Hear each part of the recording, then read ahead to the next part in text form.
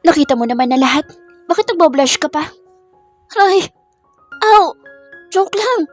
Joke lang! Ngibit ni Liam na hawak-hawak ang braso ni Zoe na nakalapirot sa utong nito. Ayusin mo tabas na bibig mo. Ani Zoe sabay bitaw dito. Joke lang kasi. Mutik na tuloy matanggal ang nipple ko. Anito na tiningnan pa ang namumulang dede. Natawa naman si Zoe nang nakasimangot na si Liam na nagbibihis. Pero agad ding ngumiti sa mga anak. Ayan, quadruplets na tayo. Si Daddy feeling close. Bulong ni Damon. Hindi mo ba siya gusto? Tanong ni Satan. Gusto. Kaso I'm sure, iiwan lang din naman niya tayo. Lakas ng boses niyo. Narinig kaya kayo? Sita ni Lucifer na tinangala pa ang ama na pilit pa rin umingiti pero kita ni Zoe ang pagdaan ng lungkod sa mga mata nito. Tiisin mo. Gusto mo to, di ba? Bumuga nang hangin si Liam saka tumango. Makasang kasiyahan sa mukha ng mga anak niya habang lagi silang nananalo sa mga games na sinasalihan nila. Isa-isang ibinababa nila sa kanya-kanyang kama ang tatlong bata nang makauwi sila sa bahay after ng maghapon na paglalaro ng mga ito. Ngayon lang niya nakita na naging ganoong ka-hyper at kasi ang mga anak niya habang kasama ang ama ng mga ito. Noong una parang kinakapapa ng mga anak niya ang ikikilos at iaakto sa harapan ng ama.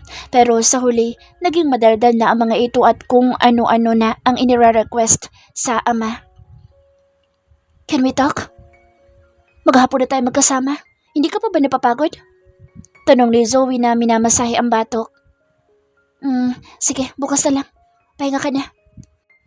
Ani Liam na nauna nang lumabas ng kwarto ng mga anak after nitong halikan isa-isa ang mga ito. Liam, agad namang lumingon ang binata. Ngayon na tayo mag-usap. Busy ako bukas. Pagdadahilan niya pero ang totoo ay ayaw pa talaga niya itong umalis. 5 p.m. pa lang naman, mamaya'y gigising pa ang mga anak niya. Masyado lang napagod kaya nakatulog. Napatingin si Zoe sa maraming folder na ipinatong ni Liam sa harapan niya sa center table. Ano yan? Takang tanong niya na umangat ang kamay at kumuha ng isang folder. Tumaas ang kilay niya nang mabasa saka napatingin kay Liam sabay hagis pabalik sa mesa ng hawak na folder. Anong gusto mong palabasin? One more chance to be with you and the kids. Gaya ng napag-usapan natin sa agreement. $100 million to revoke the agreement. Natawa si Zoe. Yan na ba lahat ng assets mo? Yes.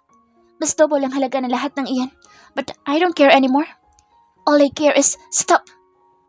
Itinaas ni Zoe ang mga kamay. Hindi naman ako kasing selfish mo. Nakita ko kung gaano kasaya ang mga anak ko nang makasama ka nila. So I am giving them what they want pero hindi ibig sabihin noon bibigyan kita ng chance to be with me. You have your chance to be a good father sa mga anak natin pero sa akin? Umiling si Zoe. Sapat na sa akin na may mga anak na tayo. Hindi ko kailangan na lalaki sa buhay ko. Let's just be a good parents to them, Liam. Dalhin mo na lahat ng yan. Baka maging mitsa pa iyan ang buhay ko kapag naamoy ng mga kapatid ko. Napabuga ng hangin si Zoe saka tumayo. I'm sorry. Nahinto sa paghakbang si Zoe at nilingon si Liam. Don't be. Mapatawad man kita pagdating ng panahon pero nakatatak pa rin dito ang ginawa mo sa akin, Liam. Ayokong malilimutan mo iyon. Doon man lang, makaganti ako sa'yo. Habang buhay kang kainin ang konsensya mo. Muli na sanang tatalikod si Zoe nang matigilan nang mula sa likuran niya ay mahigpit na yumakap si Liam. Napalunok si Zoe. Ang bilis ng tibok ng puso niya at bago pa iyon maramdaman ni Liam, sa sobrang dikit ng katawan nila ay agad na siyang nagpumiglas. Please, yakap lang ito. Ito lang kahit ngayon lang. Lumuwag ang yakap nito sa likuran niya at akala niya ibibitaw na agad si Liam. Pero iikot lang pala ito patungo sa harapan niya at muli siyang niyakap. Nahigit na lang niya ang hininga niya na magdikit ang katawan nila sa sobrang higpit ng yakap ni Liam na parang gusto na siyang ibaon sa katawan nito. Daman-daman niya ang mabilis na kabog ng puso ni Liam and she also heard it loud and clear. Hindi niya alam kung bakit ganoon iyong kalakas o sadyang parehas na lang niyang naririnig ang tibok ng mga puso nila. And she believes na naririnig din ni Liam ang tibok ng puso niya. Masyado ka ng kumukota, Mr. Lansford, para sa araw na ito. Naramdaman niyang tumawa ito ng bahagya saka lumayo't umatras ng bahagya.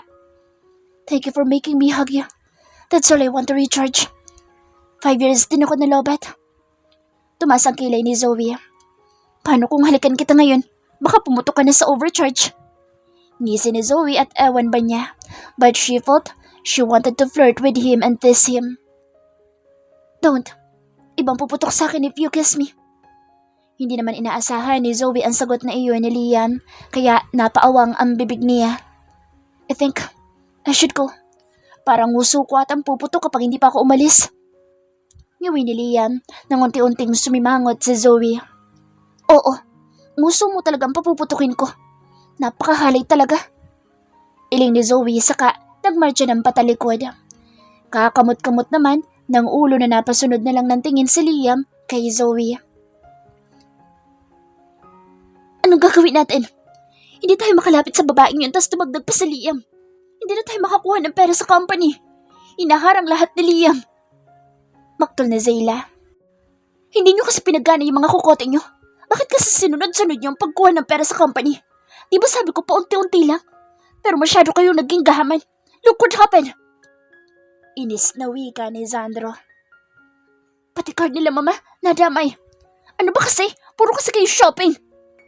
Inis na wika ni Zoren. Kuya, may anak.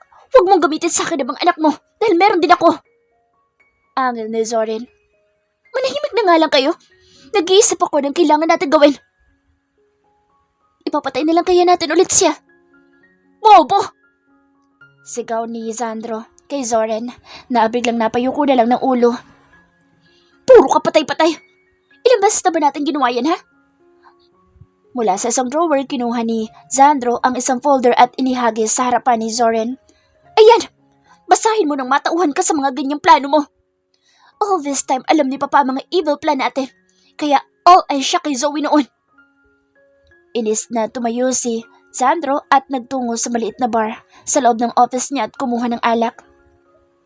Ipinarevise siya ni Papa bago siya umalis. At malinaw na nakalagay dyan na kapag may nangyaring masama kay Zoe at sa mga anak niya, at pati sa mama niya, wala tayong mamanahin kahit isang kusing. Kahit sila mama, walang makukuha. Lahat ay mapupunta sa lahat ng empleyado ng Lionsgate. This is so unfair. Paano tayo? Padyak ni Sandra. Exactly, paano tayo? Angel ni Sandro. Kung hindi kayo nagpakatanga at bobo, wala tayong problema ngayon. Puro na lang mga problema ibinibigay niyo sa akin. Nakakasawa na. Tinungga nito ang alak sa baso. Kaya magmula ngayon, magkanya-kanya na muna tayo ng kilos. Dahil kapag napatuloy pa mga katangahan niyo, pati kami ni Mama, madadamay. Kami ang first family, pero kami ang nadadehado. Kuya, hikbi ni Zayla. Pare-pareho tayo babagsak kung magkakasama tayo. Umuwi na kayo. Bahala kayong dumiskarte kung paano kayo magkakapera. Ako, didiskarte ako ng akin. I need to get back on my truck. Zoe! Napalingon si Zoe nang makarinig ng malakas na boses na tumawag sa kanya. It was Rosalina, Zayla's mother. Napabuga siya ng hangin at pihado, gulo ang dala nito. Lalo pat kasama din ito ang ina ni Sandra, who happened to be best friend. Iba ang galawan ng papa niya. Bago pa man makalapit ang mga ito'y humarang na agad si Maduka at Saida na sinanyasa naman niya na umalis. Ang bilis ng kamay ng ina ng ate Zayla niya. Nasasampalin sana siya pero mabilis niyang napigilan ito kaya si Trina na ina naman ni Sandra ang akmang sasampal sa kanya pero isang kamay ang pumigil dito. Paglingon niya nakita niya si Liam. If you want to mess up, file a case against us. Hindi yung susugod kayo dito na parang mga taga-squatter. Ani Liam. Nakagat ni Zoe ang labi na pigil ang matawa sa sinabi ni Liam. Dilat na dilat naman ang mata ng mga tita niya na na-shock sa sinabi ni Liam na binitawan ang braso ng tita Trina niya. Napalingon pa sa kanya si Liam nang bigla siyang yumakap sa braso nito at mabilis na hinalikan sa pisngi ang binata na siya namang natigilan. Kung may problema kayo sa financial status niyo, kindly ask him. Siya ang naka-assign sa financial status ng Lionsgate. And by the way, he's Liam, my future husband. Ngisipan ni Zoe na halatang iniinis lang ang dalawa. Ikaw na babae ka. Wala ka nang ginawa kundi pahirapan ang buhay ng mga anak namin. Porket ikaw ang paborito. At ikaw, mag-isip-isip ka bago mo pakasalan ng babaeng ito. Malandi yan. Kung sino-sino lalaki ang... Wala akong pakaalam kahit sino pa ang landiin niya. The fact is, ako ang ama ng mga anak niya. At sa akin siya uuwi kapag kasal na kami. Ani Liam na hindi man lang kumukurap. Hindi ka busy? Takang tanong ni Zoe nang makapasok na siya sa opisina niya, kabuntot pa rin niya si Liam. Iniwan na nila sa guard ang dalawang tita niya at iniutos na iba na ang mga ito. 10 pa ng angkan niya na susugo doon. Inilista na niya ang mga pangalan ng mga taong hindi dapat papasukin para hindi na gumagawa ng eksena at nakakagulo lang. Ang dami na niyang trabaho'y dumadagdag pa ang mga panggugulo ng mga ito. May meeting ako. Outside the company. Dumaan lang ako to ask you. Itinaas na Zoe ang kamay bago pa maituloy ni Liam ang sasabihin. Masyado ko naman atang nagiging feeling close. Yung mga sinabi ko kanina, sinabi ko lang iyon just to piss them off. Walang ibang dahilan. Tumangutango naman si Liam na patuloy ang paghakbang. Kumunot noon naman na wala sa loob na napaatras si Zoe. Hanggang sa napabagsak siya ng upo sa visitor's chair sa harapan ng mesa niya bago siya muling napatayo. Biglang yumuko si Liam at itinuon ang dalawang kamay sa armchair ng kinauupan niya. What the hell are you doing? Are you seducing me? Aren't you aware that I'm just controlling myself to kiss you? Napalunok si Zoe at napatingin siya sa labi ni Liam. Ang bilis ng tibok ng puso niya. Pakiramdam niya gusto nung lumabas mula sa dibdib niya. Do you know what I see in your eyes right now? Tanong ni Liam. Kumunot ang noo ni Zoe. My future. Napapikit si Zoe para pigilan ang mapatawa sa sinabi ni Liam. Akala pa naman niya isa itong serious type of pagkay. Ano naman itong pausunod ang pick-up line? Hindi tuloy niya maiwasang maalala yung unang beses nang makita niya ito. You've got a lot of beautiful curves, but your smile is absolutely my favorite. Stop! Saway na niya kay Liam na itinulak na ito at nagmamadaling lumayo rito. Kailangan niyang pigilan ang puso niyang marupok. Aminado naman siya na mahal pa naman talaga niya ito pero hindi naman siya ipokrita. Pero hindi lang kasi pwede na konting lambing lang, bibigay na agad siya. Noon nahirapan din siyang magpasunod-sunod dito. Hindi porket gwapo ito ibibigay agad siya. Masyadong malaki ang kasalanan nito sa kanya kaya magdusa muna ito. Tinamaan na ba ng anesthesia yung utak mo? Kinikilabutan ako sa pinagsasasabi mo. Kunwa ay inis na wika ni Zoe. Sa pick-up lines mo din ako dinaan noon. So, alam mo na ang feeling. Biro ni Liam. Napabuga ng hangin si Zoe sa kadiretsyong tumingin kay Liam. Pipay is long way gone, Mr. Lansford. Wala na yung happy-go-lucky at walang pakaalam sa mundo na babaeng nakilala mong naghahabulos sa'yo. This is real me. And I'm also mother now. Napabuga ng hangin si Liam saka tumangutango na bahagyang umatras. I understand. But I hope, sana kahit konti, may space pa rin na natitira para sa akin ang puso mo. Kahit konti lang. You're still the father of my kids. Hindi na mababago iyon pero hanggang doon lang yan. Pagsasinungaling ni Zoe. Siyempre naman, sino bang may gusto na broken family na ina? Meron nga dyan, mga asawang nagloloko na pero tinitiis pa rin ang babae dahil para sa mga anak. Siya pa ba ang mag-iinarte? Eh hindi naman sila kasal. Pero nakita niya kung gaano kasaya ang mga anak niya nung kasama ng mga ito ang ama. Kaya hindi niya pagkakait iyon sa mga anak nila ni Liam. Gusto lang muna niyang gumantay kahit papaano. Alam niyang mali ang ka-immature ng iniisip niya pero yun ang gusto niya. Kaya walang basagan ng trip. I don't want to settle to be just a father. I also want to be your husband. Am I too selfish to ask that from you? Hindi nakaimik si Zoe. I'm willing to pay my sin kahit habang buhay. I'll be your slave. Ani Liam. Tumas ang kilay ni Zoe. Sobra naman ata ang tama ng anesthesia sa utak ng nilalang na ito. Nasaan na yung mayabang at boss na si Liam Lansford? Ganun ba talaga siya nito kamahal para makausap ito ng ganoon na parang nagmamakaawa pa ito sa kanya? Hindi mo kailangan sagutin ngayon. Pag-isipan mo muna. How about lunch mamaya? Busy ko today, Mr. Lansford. Dinner? Absolutely? No. Maghanap ka na lang ng iba mamaya. Ikaw lang gusto kong kainin sa dinner. Makasama sa dinner. Napayuko pa si Liam na napakamot ng kilay. Natawa naman si Zoe na tumalikod para itago ang pagbablush niya sa nasabi ni Liam. Mabilis niyang ipinilig ang ulo ng maalala ang may init na eksena nila ni Liam noon. God, Zoe, ano ba? Kaya babae mong tao ang hali ng isip mo. Sabay pa silang napalingon ni Liam sa pinto nang kumatok si Johnson at sabihing ready na daw ang conference. Agad na kinuha ni Zoe ang bag na nakapatong sa mesa. Don't worry, pag-iisipan ko muna kung gusto din bakit ang kainin. Makasama sa dinner. Ani Zoe sabay tapik sa balikat ni Liam, sabay ngisi at tinalikuran na ito. Minamasahin ni Zoe ang batok nang lumabas ng building. It's almost 7 p.m. na. Sa dami ng meeting at paperworks niya kanina, literal talaga siyang napagod sa maghapong ito. Ang gusto na lang talaga niya ay mahiga sa malambot niyang kama at matulog. Mukhang hindi niya kakayani na 2 company ang i-handle niya. Nadadrain siya ng husto. Kakausapin na niya ang papatalaga niya pag uwi nito. Hindi niya talaga kayang i-handle ang malaking corporation ng Lionsgate. May sarili siyang company at yun ang priority niya. Pipay. Napalingon si Zoe paglabas niya ng building at makita si Liam na bumaba mula sa asul na Ford Raptor. So, kay Liam talaga ang sasakyan na iyon? What are you still doing here?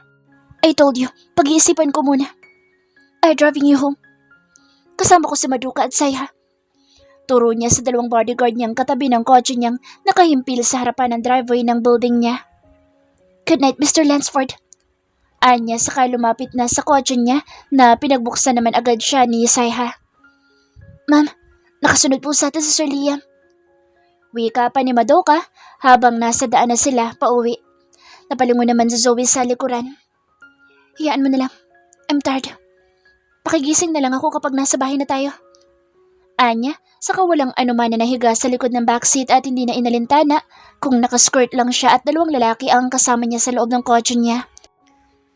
Naalimpungatan si Zoe na bumangon nang maramdaman na wala na siya sa backseat ng kotse. Mumukat-pukat pa na inabot niya ang cellphone na nakitang nakapatong sa gilid ng kama. 11:30 p.m. Ang tagal na pala niyang nakatulog. Napatingin siya sa suot niya. Hindi na siya nakapagpalit sa sobrang pagod niya. Hindi na niya namalayan. Sino kaya nagdala sa kanya sa kwarto niya? Nagising siya dahil nakalam na ang sikmura niya sa gutom pero kailangan muna niyang maghapbat at makapagpalit ng damit. Hindi na siya nag-abala pa na buhayin ng ilaw. Dumiretso na siya sa banyo at naghubad ng damit saka naghapbat. Inabot din siya ng 30 minutes bago lumabas ng nakatapis. Muntik pa siyang mapasigaw sa gulat na natutop ang bibig nang biglang nabuhay ang ilaw ng kwarto niya at makita si Liam na naka-boxer short lang. Agad naman din itong pinatay ang ilaw nang makita siyang nakatapis lang ng towel. What the hell, Liam? What are you doing in my room? Bulalas ni Zoe na instead na magbihis ay lumapit pa siya sa gawin ng sofa kung saan nakahiga kanina si Liam, malapit sa main switch ng ilaw sabay buhay. Tom! Pipay, turn it off! Magbihis ka muna. Gustong matawa ni Zoe sa reaksyon ni Liam. Parang ito pa ang babae sa kanilang 2 na nagtakip pa ng kamay sa mata. Hindi ako mag-a-adjust para sa'yo. Now answer me. Bakit ka nasa kwarto ko at naka-boxer ka lang? Balak mo ba akong gapangin? Desperado ka na ba, ha? Hell no. Si Mommy Eva nag-utos sa akin na dito na matulog. Wala daw malinis na guest room kaya dito niya ako pinagtulakan na matulog sa kwarto mo. I swear, hindi kita tinabihan kanina dyan sa kama mo. I never kissed you nang ihiga kita. Mabilis na paliwanag nito na hindi man lang nag-aalis ng kamay sa mga mata. Mommy Eve? Kailan mo pa naging mommy ang mommy ko? Yesterday. She asked me to call her mommy. Napailing naman si Zoe. Basta talaga gwapo ay napakarupok ng mommy niya. Sana ipinilit mong umuwi. Gusto mo rin kasi, kaya you stay. Of course not. Ang mga bata ayaw nilang pumayag na umuwi ako. Maaga daw silang gigising bukas. Niyayaya nila ako mag-jogging at early breakfast. Tumaas ang kilay ni Zoe. Sabado bukas at walang pasok. Kailangan lang niya sumaglit sa company bukas para sa isang meeting. Turn the lights off, Zoe. Utos pa ni Liam. Ang arte mo? Bakit? Magagalit ba yung body mo kapag nakakita ng babaeng nakahubad? Stop teasing me. I swear, I can't hold it anymore. Pigil-pigil ni Zoe na matawa sa itsura ni Liam. Tutulog-tulog ka dito sa kwarto ko tas mag-iinarte ka ng napatili si Zoe nang biglang hilahin siya ni Liam at bumagsak siya sa kandungan ng binata. Maypit siyang napayakap sa hugpungan ng tawon niya na muntik nang matanggal sa katawan. Wala siyang suot na anuman sa loob noon. Get dressed. I swear, ipapasok ko ito sa'yo. And once I'm in, you're already mine again.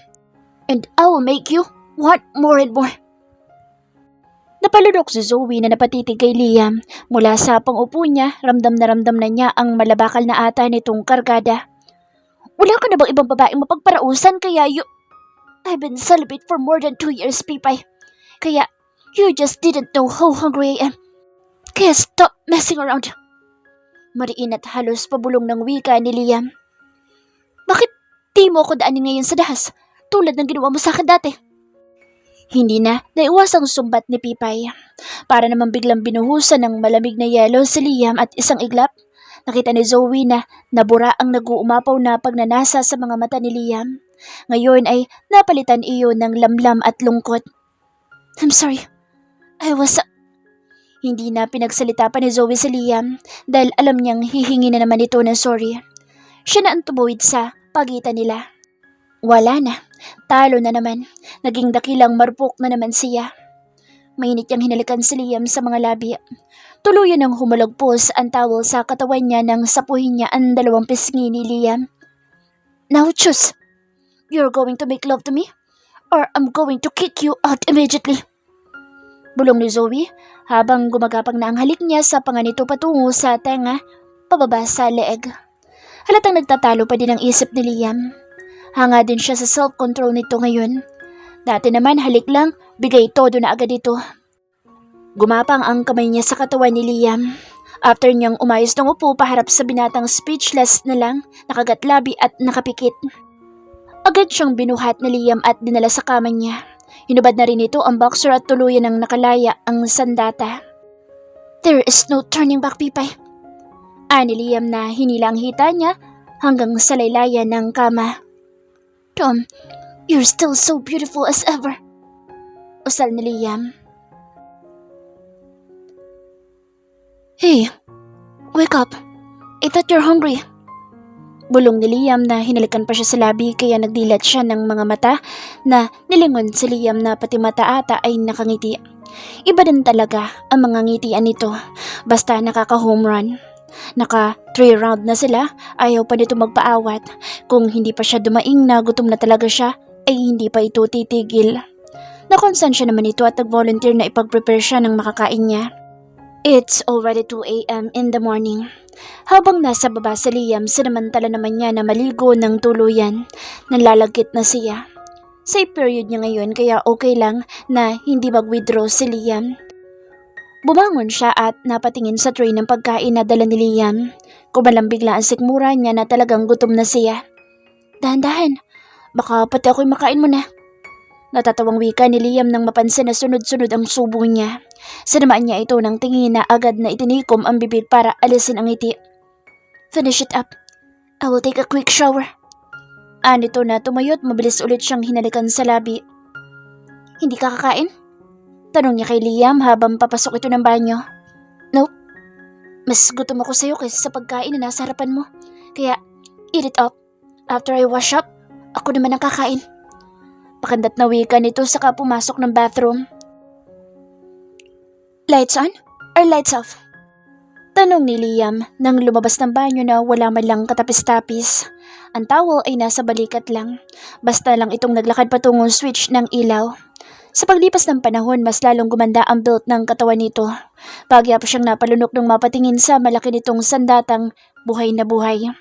Naka-Indian seat siya sa kama. Katatapos lang niyang kumain at kasalukuyan na ngumunguya pa siya ng apple na hiniwa-hiwa pa nito. Gusto mo bang magka-appendicitis ako sa binabalak mo? Nakataas ang kilay na tanong ni Zoe. Of course. I will let you rest while I'm pressuring you. I'm not done eating. Itinaas pa niya ang huling slice ng apple na hawak. Sumandal naman si Liam sa saradong pinto habang naka-cross arm na pinapanood lang siya sa pagkain ng mansanas. Anong ginawa mo sa loob ng 5 years? Bakit lumaki pa ang katawan mo sa kayan? Nguso ni Zoe na bumaba na ng kama at inabot ang tray ng pinagkainan at dinala sa center table. Waiting for you to come back? Huwag kang showbiz. Ikakasal ka na kay Blassie bago pa ako bumalik. Lights off. Sagot ni Zoe na bumalik na sa kama. Agad namang pinatay ni Liam ang ilaw. Binuhay naman ni Zoe ang LED light na naka-install sa may uluhan ng kama niya. Sabay pa sila ni Liam na sumampa ng kama. Akbang gagapang na si Liam padagan sa kanya nang tadyakan niya ito agad. Huwag kang atat, Liam. Bibigyan kita pero hayaan mo munang matunaw ang kinain ko. Pwede ba? Nakalabi namang hinimas ni Liam ang hitang nasaktan at gumapang na lang paupo sa tabi ng dalaga na nakaupo din. Hinila ni Zoe ang kumot para takpan ang ibabang bahagi ng katawan ni Liam dahil nadidistract talaga siya sa sobrang laki noon. Tell me, paano kayo nagkakilala ni Blassie? Blassie? Puzzle na tanong nito na inangat ang ulo niya para makaakbay ito. Habang kinuha naman ng binata ang kamay niya at nilaro ang mga daliri niya. Belinda. Si Belinda. How is she? Wala akong balita. Since nang ihatid namin siya nila mommy sa kanila. Hinawakan ni Liam ang kamay niya tinalikan. Sorry that I believe her. Wala kasi ako maisip na dahilan para lukuhin niya ako ng ganoon. At naniwala talaga ako sa kanya that I'm sterile. Malungkot na wika ni Liam na hinaplos pa ang pisngi niya sabay kintal ng halik sa labi niya. She's in love with you since college days. I didn't know it's you. Kilala lang kita sa mga kwento niya sa akin. Ani Zoe. Hindi ko rin alam. May mga pagkakataon na nararamdaman ko but I choose to ignore it. Because she's just a sister to me. Until I decided to stay here at the Philippines. Right after I graduated and built my own company. Maganda, sexy, matalino at mabait si Blassie. Bakit hindi mo siya binigyan ng chance? As I've said, she's just a sister to me. And beside, meron kasing pangit na babaeng gumulo sa nananahimik kong mundo. So paano pa ako titingin sa ibang babae kung ang pangit na babaeng iyon, kulang na isang buong araw ko sa kakaisip sa kanya. Pigil naman ni Zoe ang ngiti. Then bakit kayo nauwi sa pagpapakasal? Asa na yung Michelle na ipinansabay mo sa akin noon? Let's not talk about... I want to know. Giyit niya. I don't want to remember it. It makes my heart aches every time I remember how I treated you that day. It's kept haunting me. It's your karma. I know, and I'm willing to pay for it. Asa na si Michelle ngayon? Hindi ko alam. Hindi mo alam o ayaw mo lang sabihin? I told you, I want to hear the story kung bakit bigla fiancé mo na siya. At ako, fubo mo lang noon. Wala tayong label. Simulan mo na. Kapag nasatisfied ako sa kwento mo, then I'm giving you a mind-blowing sex. Bulong ni Zoe na ikinaungol ni Liam. She's a childhood friend. Kaibigan ni Mama yung mother niya. She doesn't approve you when I say I wanted to marry you nang umuwi ako. She said, if I dated Michelle for at least 1 month, papayag siyang makilala ka. And I didn't know you're also Zoe. Hindi ka man lang ba nakahalata? Naiisa lang kami ni Pipay? I doubt it many times. Kung alam mo lang. Pero magkaiba kasi ang personality ninyo. Sino mas gusto mo? Si Pipay o si Zoe? Si Pipay. Mabilis na sagot ni Liam na sinamangutan ni Zoe. Noon yun. But now, I saw Pipay and Zoe at the same time with you. Ikaw ang mahal ko at walang ibang babae. I was such an asshole back then pero pipilitin ko makabawi sa'yo at sa mga bata. Buburahin ko lahat ng masasakit na alaala na ginawa ko sa'yo. Hindi ako flirt. I'm a jerk. Hindi kita niloko kahit kailan. I'm a totally jackass. At hindi pa rin kita bibigyan ng second chance. Pipay. This is just a pure sex. Hindi ko pinangarap na iba't ibang lalaki ang makakakita ng katawan ko. Sa'yo ko unang ibinigay lahat kaya mas mabuti nang ikaw na magbigay ng pangangailangan ko bilang babae. And I will satisfy your need as a man. Simple as that. No string attached. Zoe, ayaw mo? Wala namang problema sa akin. I'm sure maraming babae dyan ang bubuka ka sa'yo pero oras na pumayag ka. Mapapatay na kita oras na malaman ko na ipinapasok mo ito sa iba. Are you saying that we're just a fubo? Parang naiinis na wika ni Liam. Tumango si Zoe pero sinubukan lang niya si Liam kung hanggang saan pa ang pagmamahal na sinasabi nito. Inis na bumaba si Liam ng kama na medyo ikinagulat ni Zoe. Dara-diretso si Liam sa may sofa at kinuha ang isang bag na nandoon. Kumuha ng mga damit. Mukhang nakaready pala ito sa pag-sleepover sa bahay niya. Oras na umalis ka at lumabas sa kwarto ko. Ito na ang una't huling beses na papansinin pa kita. You can still visit the kids and be a father to them. Pero you will never... Fine! Inis na angin ni Liam. Fine what? Binitawan na ni Liam mga damit na hawak sa kapadabog na bumalik ng kama at humiga ng patalikod. I will be your fubo. And I will make sure it will not settle that way. Mariin na wika ni Liam. Napangiti naman si Zoe.